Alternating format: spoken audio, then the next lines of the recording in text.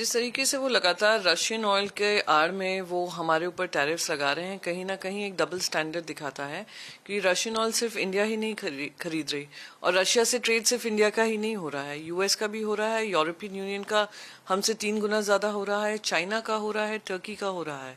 पर एकमात्र इंडिया पे निशाना साध कर ये जो टैरिफ्स अनाउंस किए जा रहे हैं, कहीं ना कहीं दिखा रहा है कि वो एक आर्म ट्विस्टिंग करने की कोशिश कर रहे हैं। चाइना को 90 डे का रिलीफ मिला है, हमें वो नहीं दिया गया है। तो बस यही प्रश्न उठता है कि जनरल आसिम मुनीर फिर से अमेरिका जा रहे हैं, तो चंदा दो धंधा हमसे करो, चंदा उनको दो, ये कहाँ तक लाजमी है।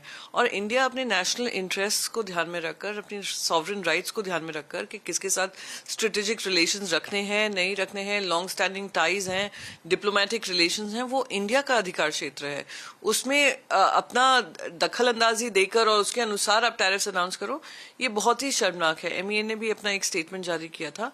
पर मैं एक ही चीज कहूंगी, यहाँ पर अब हमें भी किसी तरीके का निर्णय लेना होगा, जहाँ पे हमें ट्रेड मिनिस्टर हो या फिर हमारे प्रधानमंत्री हो, वो हमें बताएं कि हम क्या रिटेलिएटरी मेजर्स लेने वाले हैं।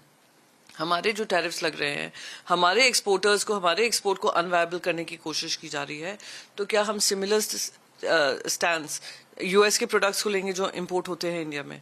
दूसरी बात मैं कहूंगी कि जो हमारे ट्रेड एग्रीमेंट्स हैं, जो बाकी के पेंडिंग ट्रेड एग्रीमेंट्स हैं, क्या उस पर सतर्कता से फास्ट ट्रैक किया जा रहा है। और मोस्ट इम्पॉर्टेंटली हमें आकर बताना चाहिए कि ट्रेड डील पे चर्चा चल रही है, नहीं चल रही है, ऑन होल्ड है या इन अबेयंस है। तो ये सारी चीजें हैं जो आई थिंक देश की जनता प्रधानमंत्री की तरफ और कॉमर्स मिनिस्टर और एक्सटर्नल अफेयर्स मिनिस्टर और फाइनेंस मिनिस्टर की तरफ देखकर पूछ रहे हैं कि ये किस तरीके से एक रेजोल्यूशन होगा, क्योंकि अमेरिका और इंडिया के लॉन्ग स्ट्रेटेजिक टाइज हैं। इकोनॉमिक जो एक्टिविटीज हैं कुछ सालों में बढ़ी हैं, हमने काफी सारा अपना पॉलिटिकल जो जियोपॉलिटिकल अंडरस्टैंडिंग है यूएस के साथ की है। Where do we stand right now, ये भी स्पष्टीकरण देश को देना पड़ेगा।